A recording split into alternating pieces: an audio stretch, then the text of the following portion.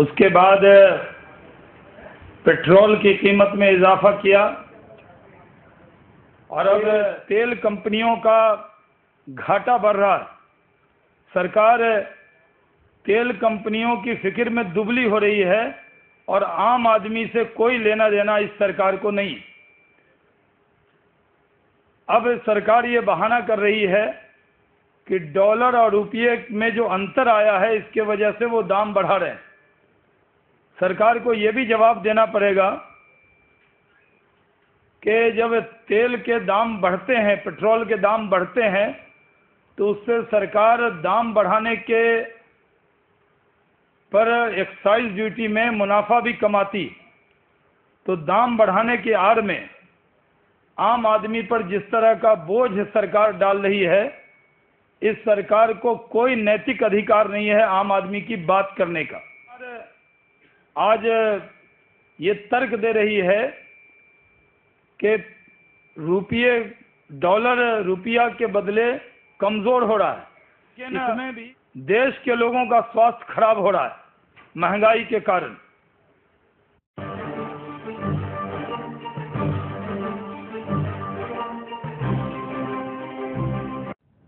साल का report card के कुछ ही घंटों में उन्होंने देश में जिस प्रकार से पेट्रोल के दाम बढ़ा दिए, ये दिल्ली सरकार की शासन चलाने की नाकामयाबी का जीता जागता सबूत है।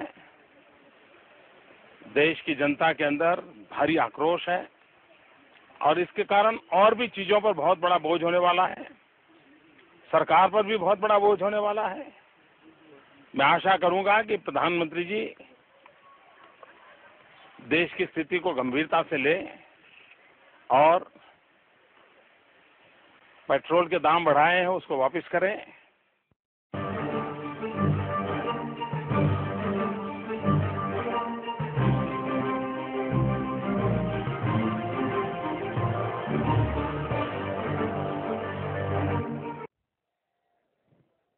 अब मुझे बताइए, आपको नसीब वाला चाहिए कि कम नसीब चाहिए?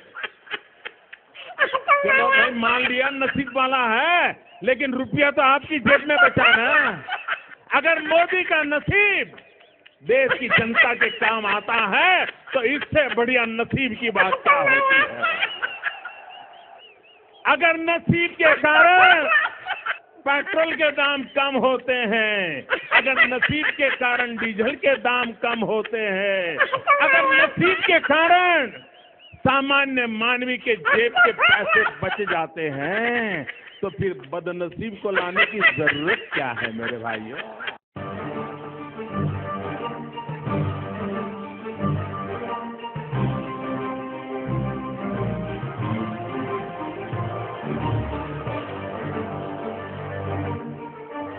Back home, the opposition and the AIADMK have hit out at the government for the 8th fuel price hike in the past year. Recently acquitted Jayalalitha says she wants a rollback. A steep hike in petrol and diesel prices for the second time in a fortnight. Oil companies say it's because of a sharp increase in global rates of petrol and diesel and a depreciating rupee since the 1st of May, when prices were last revised. Falling global prices last year had helped the government moderate rising prices. But two big back-to-back hikes just ahead of the Modi government completing a year in office have fueled public disappointment and political backlash. हाँ, तो वो तो मंत्रियों को अच्छे दिन आने वाले हैं। उन्होंने कहा तो था हमारे अच्छे दिन आएंगे, हमारे लोगों को थोड़ी आएंगे। सर, वो आदत सी हो गई है एक हिसाब से। आदत सी हो गई, हर 15 दिन 20 दिन में कुछ ना कुछ बढ़ता है या घट जाता है। The next diesel price may impact the already stretched agrarian sector. It will also lead to a rise in the cost of production of both medium and large sector units, hurting the price competitiveness of the Prime Minister's Make in India drive.